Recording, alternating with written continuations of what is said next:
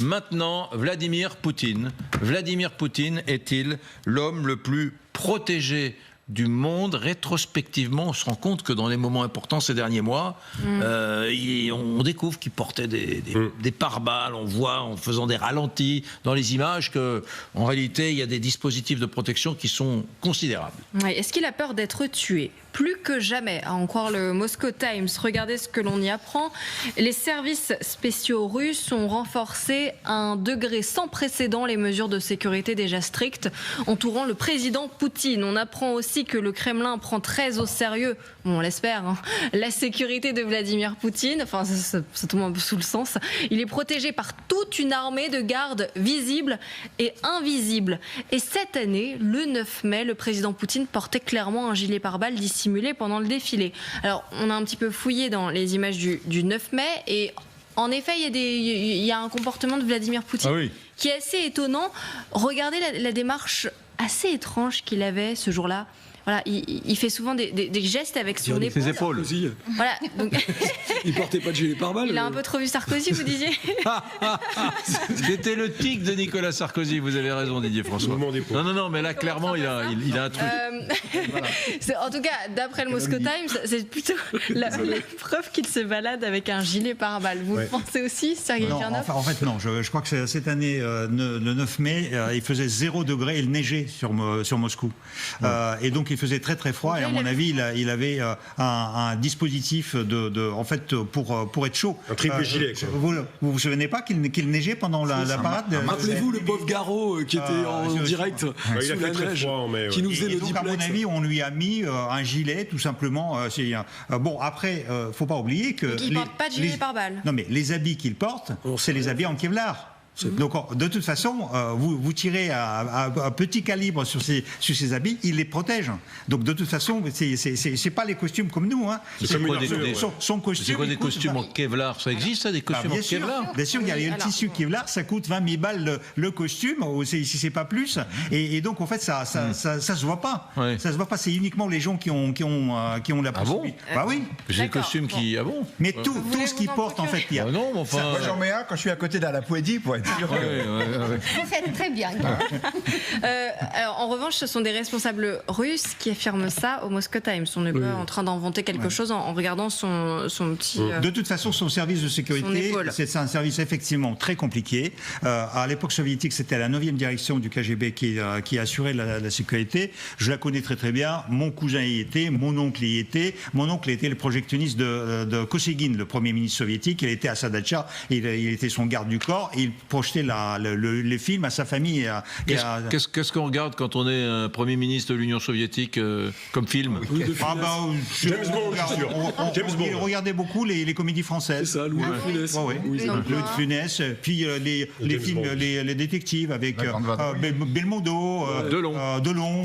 Oui, c'est ça. Ils adoraient le cinéma français. Et donc, actuellement, ça a été transformé. Il y a deux services. Il y a un gros service qui s'appelle le FSO, Service fédéral de protection, qui assure la sécurité de Poutine, mais aussi de Kremlin, mais aussi de la Douma, mais aussi du conseil d'administration de fédération, mais aussi de toutes les résidences de Poutine, mais aussi de tous les palais de Poutine, y compris, vous savez, le palais Gelendzhik là qu'on a montré, mais aussi le patriarche de Moscou. Le patriarche de Moscou est protégé par FSO. Donc eux, c'est 40 000 personnes. Donc en fait, en termes d'effectifs, c'est quoi? C'est 3 divisions. Hein. C'est une armée. Hein. C'est un général d'armée qui le dirige, Dmitri Kochnev. Et puis Poutine lui-même, à l'intérieur de ce service, il y a un service qui s'appelle le service SBP, le service de protection de président, de sécurité de président, 5000 personnes. 5000 personnes. Regardez, le Secret Service, à mon avis, il est plus petit aux États-Unis. Mais donc, juste le service de protection du président. Du président, c'est 5000 personnes. Incroyable. Dictature. Mais bien sûr, vous avez parlé aussi de ce danger que peut-être pèse sur Poutine pour peut-être l'éliminer ou les complots. Mais il est possible de l'imaginer parce qu'il a gêné beaucoup du monde déjà. Il a gêné beaucoup de ces milliardaires notamment qui ont perdu les affaires, qui ont perdu leur statut. Et donc il y a certainement les gens qui projettent les idées de comment éliminer ce criminel en chef qui est bien bunkérisé à Kremlin. Et oui, on verra si son service de sécurité est efficace et c'est un jour certainement il sera mis à une preuve assez dure et j'espère qu'il ne sera pas efficace. Alors quelles sont les menaces qui portent sur Vladimir Poutine? Alors c'est toujours d'après le Moscow Times, c'est ces responsables russes qui citent ces menaces. Alors déjà, on n'oublie pas qu'il y a un mandat d'arrêt de la Cour pénale internationale, des risques d'attaque de drones ukrainiens, risques de sabotage, risques d'attaque terroriste, ça fait beaucoup au-dessus du président russe. On apprend aussi dans cet article que les services spéciaux, je vais sans doute rien vous apprendre à vous, Sergei Girnov notamment, les services spéciaux contrôlent pratiquement tous les aspects de sa vie jusqu'à tester la présence de poison dans tous ses repas à l'aide d'un laboratoire portable. Absolument. Ça consiste en quoi? Absolument. Ça veut dire qu'il y a une personne qui a une mallette et qui teste tout ce qui se trouve autour de Poutine, tout ce qu'il doit toucher, tout ce qu'il mange, tout ce qu'il boit, etc., etc. Et ils ont des goûteurs. Il a 3 goûteurs, les personnes qui mangent ce qu'il doit manger, et puis il attend un quart d'heure. S'il ne crève pas, il va manger. S'il se sent mal, à ce moment-là, lui, il va pas manger. Mais vous savez, quand il y a un service de sécurité comme ça, la plupart du temps, le danger vient de l'intérieur. Ce qui fait que Poutine est quand même, il faut bien lui rendre de temps en temps quand même quelques compliments, il organise très très bien son service de sécurité. Vous savez, les gens qui sont sa garde rapprochée, les gens qui sont vraiment autour de lui, c'est les gens qui sont armés. Ils peuvent prendre leur Makarov et lui mettre une balle dans la tête. Et donc tous ceux qui ont servi, il y a au moins 7 personnes qu'il a promu. Et le dernier, c'est Alexei Dumin, qui a été nommé récemment son conseiller, son aide à l'administration présidentielle. Il a un sacré parcours, lui. Et en plus, il a promu secrétaire du Conseil de l'État. Et donc, il y en avait un autre qui était le ministre des Relations extraordinaires, qui s'appelait Zinichev. Et il est mort dans les conditions très troubles au mois de septembre 2021. Et en fait, les bruits ont circulé à cette époque en Russie que Zinichev préparait un coup d'État. Et il est mort, lui, avec ses gardes du corps et avec le groupe de télévision qui le filmait. Ça se passait à Norilsk. Ils sont allés voir une chute, en fait, dans un parc naturel. Et bizarrement, il y a 7 personnes qui ont péri dans ces chutes. Voilà. Donc ça, c'est le seul garde du corps qui a payé de sa vie. Et puis il y a Prigojine quand même l'année dernière.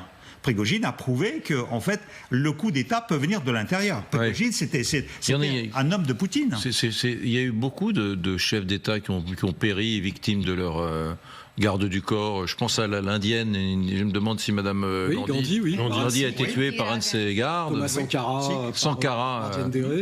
Kadyrov, le père Kadyrov. Le père Kadyrov. Le 9 mai, il a été assassiné pendant le défilé de 9 mai. Alors côté Kremlin, de toute façon, regardez ce que dit Dmitri Peskov. On est fin prêt. Nous faisons tout ce qui doit être fait pour assurer la sécurité du président. Il ne se passera donc rien comme cela. Quand est-ce qu'il dit ça? En fait, il réagissait après l'attaque sur Robert Fico, le Premier ministre slovaque.